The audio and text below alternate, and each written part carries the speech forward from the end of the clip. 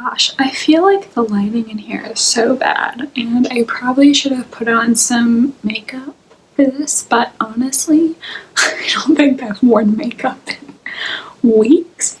Also, just to clarify, it's a Friday night when I'm filming this, so I am not drinking white wine alone in my dorm room on like a Wednesday afternoon or something. Hello, beautiful people of the internet. How are you doing tonight? My name is Jackie and welcome back to my YouTube channel. I had a very stressful evening, so I'm just gonna unwind, have a little Riesling, and talk about books. I am back at college right now, but who knows how long it's gonna last, because the reason for my bad mood is we got an email from the school today saying that 13 people tested positive for COVID this week, and because of that they have to reassess. Nobody is allowed to hang out with anybody who they don't live with this weekend, and on Sunday we all must attend a virtual town hall to talk about the situation moving forward. And I am just so done, because I follow the rules, I socially distance, I wear my mask, and some people just, I don't know what's going on in their heads. I don't know if they're just selfish, if they think, well, I'm young, I'll be fine, if they just don't care about anybody else around them. I don't know. But it's just so frustrating to see people not wearing their mask in public or having parties they're not supposed to have because getting drunk is more important to them than the health and well-being of others. Anyways, got that off my chest. Let's dive right in, shall we? Tonight in this video, we are going to be talking about all of the books that I read in the month of August 2020. I read 6 books, and I also read one thing that's not really a book. It's only 21 pages, however you can purchase it as a book, so I figured I would still talk about it anyway, and I do have things I want to say about it, so that's 6 books and one kind of book. That is a total of 2,139 pages and an average star rating of 3.41 stars out of 5. Oh, I forgot, I also decided to DNF something this month, so I guess we'll talk about that too. Let's just dive right in. We got a lot to discuss tonight. Now, the first 3 books I'm going to talk about were all featured in my quarantine reading vlog, so I will link that down below if you would like to watch. And the first book that I read this month was An Ember in the Ashes by Zaba Tahir, and I ended up giving that 4.5 stars. An Ember in the Ashes is the first in the An Ember in the Ashes quartet. I believe the 4th book just came out, and I did purchase the sequel, Torch Against the Night, so maybe I will read that soon, who knows. I really wasn't planning to start another fantasy series anytime soon, because I have a couple series that I'm in the middle of or that I need to get back to, but at the beginning of the month when I was looking for something to read, I just looked at my bookshelves and I was like, I want to read that. I don't know, it just felt right to me at the time, so I read it even though I was not planning to at all. I think some people actually had a readathon for An Ember in the Ashes, like around the end of July, the beginning of August, and I didn't participate in that. I wasn't planning on reading it because of that. I just decided to pick this up, and actually I really enjoyed this. An Ember in the Ashes is a young adult fantasy taking place in the Martial Empire, which is loosely inspired by the Roman Empire, I believe, and our 2 main characters are Leia and Elias. Now, Leia comes from the scholar class who have really been taken advantage of by the Empire, and Elias is one of the best students at the Empire's military academy, though he is far from a loyal servant. After Leia's brother gets arrested, that's not a spoiler, it happens like the first chapter of the book, these 2 end up crossing paths and a whole bunch of stuff goes down. There is a competition which was really awesome, and I did not know that was going to be an element of the book before I read it, so that was really cool. And overall, I just really enjoyed the plot of the book. I was really invested in it, and I want to see what's going to happen next.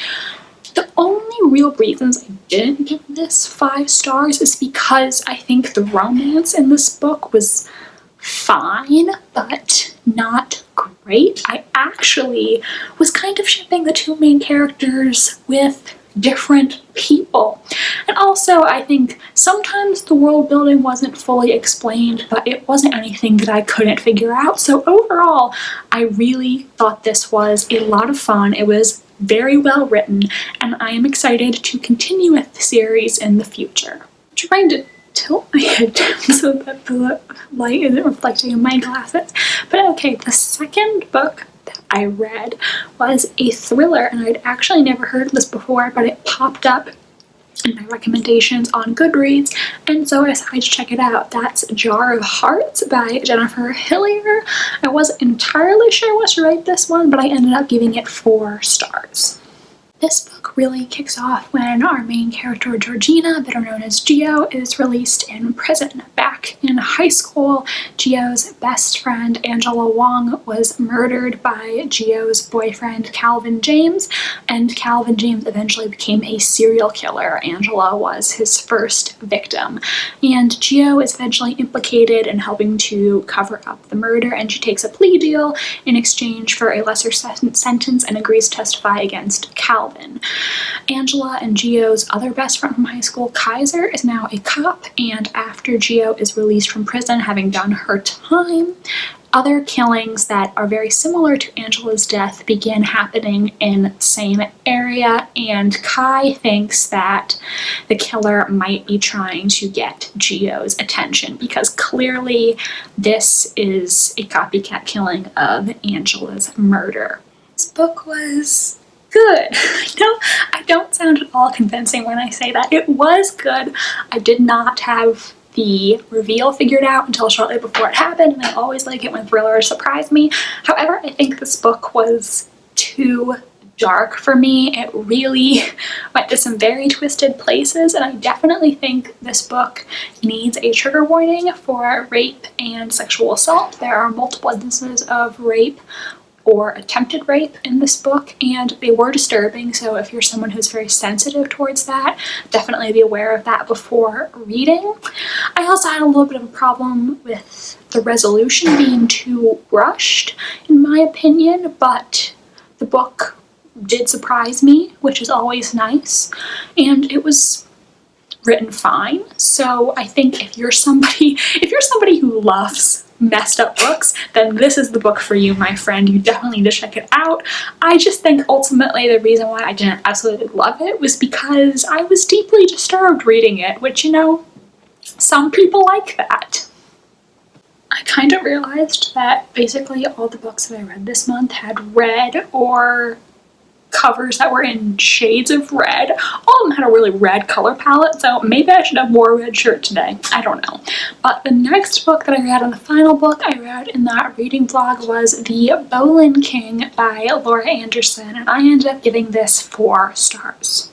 Again, I apologize for the terrible lighting in here, but The Boleyn King is a historical fiction, and it takes place in an alternate history in which Anne Boleyn and Henry VIII had a son together. He is Henry IX, better known by his middle name William, and the book primarily follows William, his older sister Elizabeth, William's best friend Dominic, and their childhood friend Minuet. And there's other stuff going on in this book: courtly intrigue, romantic entanglements, even a murder, though the murder is not like a huge part of the book, even though it's mentioned on the back cover, and I thought it was going to be more of a big deal than it is. It happens very early on in the book, and the characters wonder what really happened, but then it kind of falls to the wayside, and you only find out more details about what happened at the very, very end after it not being mentioned for a while. This was another book that I wasn't entirely sure what to rate it because I did enjoy it, but I had some problems with it. I feel like all of the characters have really historically inaccurate names.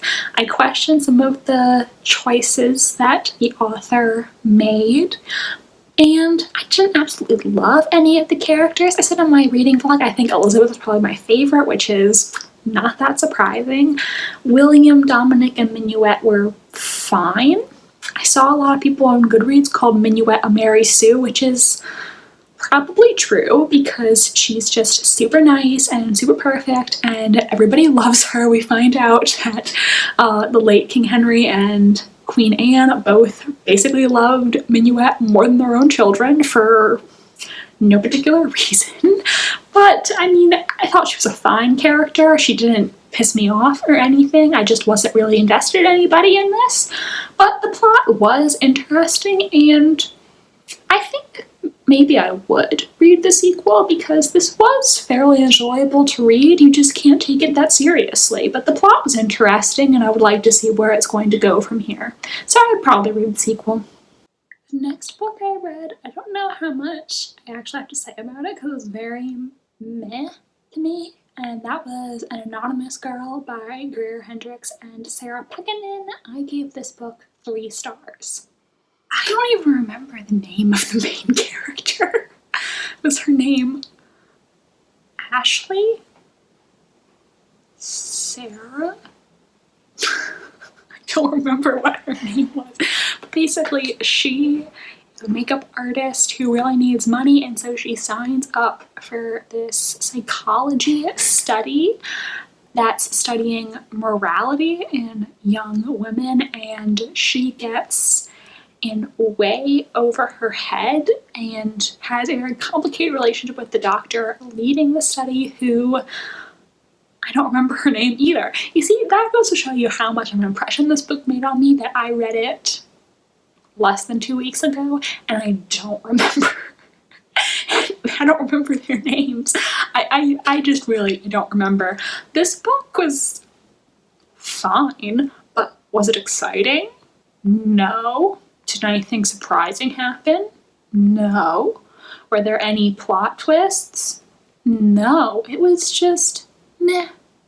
It was fine. I didn't hate it. I didn't love it. And I left the book kind of with a feeling like, that's it. Yeah, I read Greer Hendricks and Sarah Pekkanen's first book, The Wife Between Us. Wow. I'm just blanking on the names right now. I swear to God, I'm not drunk. Like, this is all that I've had, okay? I just don't know what I'm saying tonight, I guess. I don't know. It's been a long week. I need help. Oh my God, okay, Jessica. Jessica is our main character, and the doctor is Dr. Lydia Shields. Yes, I had to go on Goodreads to remember their names.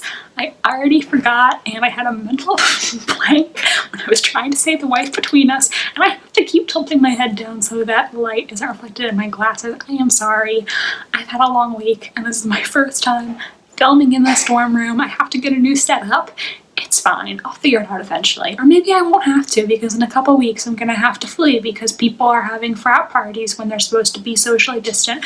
But that's besides the point. Basically, I did not like this book as much as The Wife Between Us. It really wasn't that thrilling considering it's a thriller. I didn't care about the characters, and a couple months from now I probably won't remember this book at all. That sounds really harsh, but I'm just being honest and saying it was not memorable. Next, for my women's gender and sexuality studies class on global feminism, I had to read We Should All Be Feminists by Chimamanda Ngozi Adichie, and I didn't give this a rating because I have very mixed feelings about this. This was a speech that she gave, which has been transcribed, and you can purchase it as a book. It's only about 20 pages. And when I read it for my homework, I really loved this. I wrote on Goodreads how much I loved it, and I gave it 5 stars because I think in this Chimamanda Ngozi Adichie makes really great points about the double standards between men and women in our society, and there are things that she said that I could personally relate to as a woman, and there's some things that she says about Nigeria, where she is from, and the experience she had as a woman there that were very eye-opening to me. However, I did notice when I was reading that she made statements which upheld the gender binary, and that basically were associating men and women with their stereotypical biological functions, like basically saying, oh, well, women can have babies and men can't, and men are usually stronger than women, and blah, blah, blah. And I thought when I was reading it that was something that could be construed as transphobic, but I knew that Chimamanda Ngozi Adichie is so highly praised and everybody loves We Should All Be Feminists, so I thought, you know, I don't know what year this is from, maybe she didn't mean it in a transphobic way, and you know, if she could go back and phrase it differently, she would. You know, I didn't want to assume the worst of her, but she actually has been accused of being transphobic, and she has made some questionable comments about trans people, so that really just ruined the entire thing for me. Any of the good things that I found in it I could not appreciate, because if your feminism is not inclusive of trans people, then it is not feminism, point blank. So that was really disappointing to find out that she has said those things. I won't go into details about what she said. This was from a couple of years ago. You can look it up if you want to know more about the situation. And I really hope that someday she will have a change of heart. But I just want to make it clear to any trans or non-binary people that may come across this video in the future that you are totally valid, and anybody who would say that you are somehow less than or not respect your identity, they are in the wrong. You are 100% valid, and I hope that you will always feel welcome on my YouTube channel, and you cannot be a feminist and also be transphobic. So let's just move on. Maybe now would be a good time to talk about what I DNF'd before I continue. So this month, after reading it on and off for a year, I finally decided to DNF A Dance with Dragons by George R.R. Martin. I think I read about 350 pages of this before I finally decided that I was going to put it aside for now. I just was struggling to get through this. I was bored and I didn't have the motivation to read it like I used to. This is the most recent edition in the Song of Ice and Fire series, which you may also know as Game of Thrones. And I think part of the reason why I was struggling with this isn't even George R. R. Martin's fault. I honestly felt, this is gonna sound dramatic, but I really did feel betrayed when Game of Thrones season 8 was so bad. When you love characters so much and then see their character development just be completely derailed in this rushed, nonsensical ending, it really does hurt when you put so much love into something. And really every time I would read A Dance with Dragons, I would wonder, what if this is just going to end the exact same way and then I'm going to feel like an idiot all over again? You know, they say, fool me once, shame on you, but fool me twice, shame on me. And I just didn't have it in me to finish this right now. I think maybe I would like to go back and reread the earlier books in the series so I could make detailed videos about them on my channel. And if I do that, I would like to read the combined A Feast for Crows and A Dance with Dragons reading order, because I actually really did enjoy A Feast for Crows. I don't know if that's an unpopular opinion or not. I know a lot of people don't like that book, but I enjoyed it.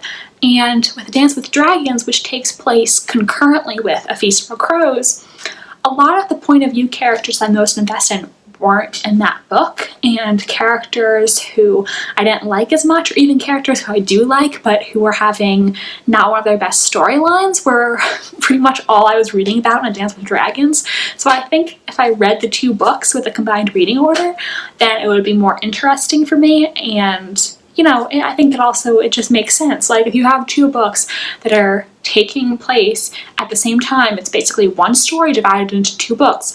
Why not just read the two books at the same time and read the events in order? So maybe in 2021 I will go back and do that reading order, but right now just did not have it in me to finish this. It was really draining me emotionally, and I just don't have time for anything emotionally draining in 2020. It's already difficult enough. Let's move on. Next, I decided to read Death on the Nile by Agatha Christie because a film adaptation of this book is coming out very, very soon, and I wanted to read the book before the movie adaptation comes out, something which I don't always do. I really regretted not reading Murder on the Orient Express before the movie came out because I think I would have liked the book more had I read it first. So I decided to read Death on the Nile, and I ended up giving this 3 stars. It was just okay in my book. Death on the Nile is one of the Hercule Poirot mysteries, and it takes place on a boat trip down the Nile in Egypt. And on this cruise, somebody is murdered, and so Hercule Poirot has to find out who the killer is. I can't exactly describe why I didn't like this one so much. I think, in my opinion, it felt very similar to Murder on the Orient Express, but not as good as Murder on the Orient Express. I felt like the identity of the murderer was the most obvious choice, so that was very disappointing.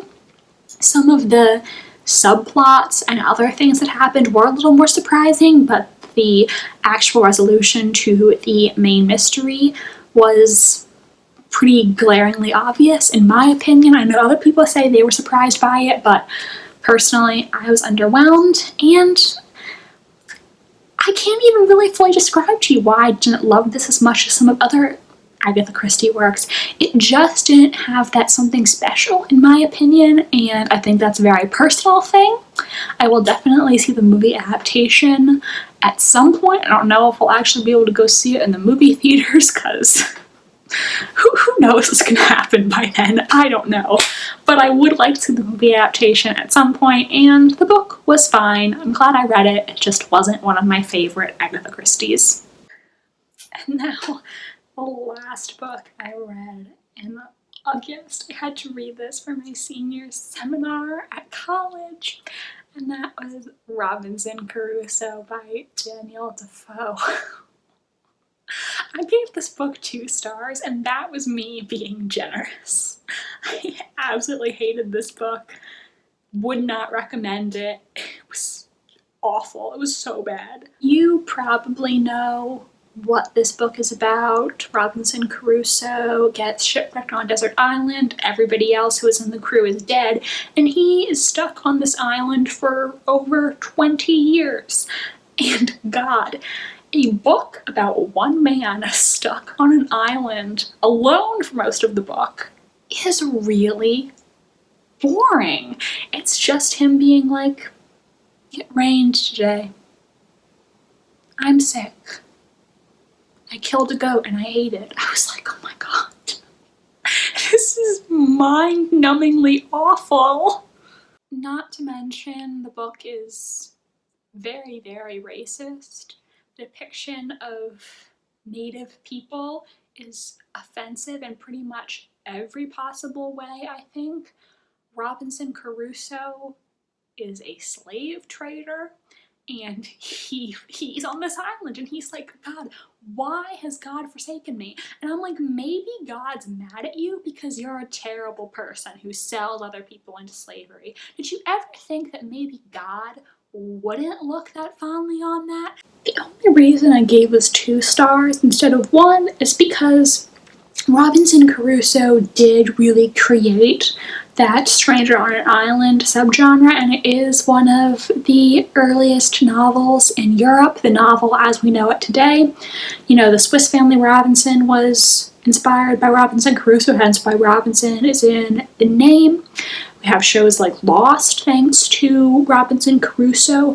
The reality television show Survivor is based off a European show that was named Expedition Robinson after Robinson Crusoe. So we wouldn't have any of those things if this hadn't been written, but I would much rather binge watch a season of Survivor than ever read Robinson Crusoe again. It was extremely painful to get through, and had I not been reading it for school, I would not have finished it because it sucked in pretty much every way a book can suck. So those are the books that I read in the month of August. I feel like this video is so bad. I might just delete all this footage and refilm this tomorrow. I don't know. I'll look at it when I edit it, and I feel like I did a terrible job. I'm just stressed today, I guess. I'm not in a good mood because of all this COVID stuff, but you don't need to hear any more about that. I hope you guys are having a better day than I am today. Please give this video a big thumbs up if you enjoyed it somehow, and subscribe to my channel if you want to see more from me. I post new bookish videos every single Wednesday. My social media links are down below if you want to follow me on Tumblr, Instagram, and be my friend on Goodreads. Thank you so much for watching this video, and I hope you have an appealing rest of your day. Bye, and I'll see you in the next video.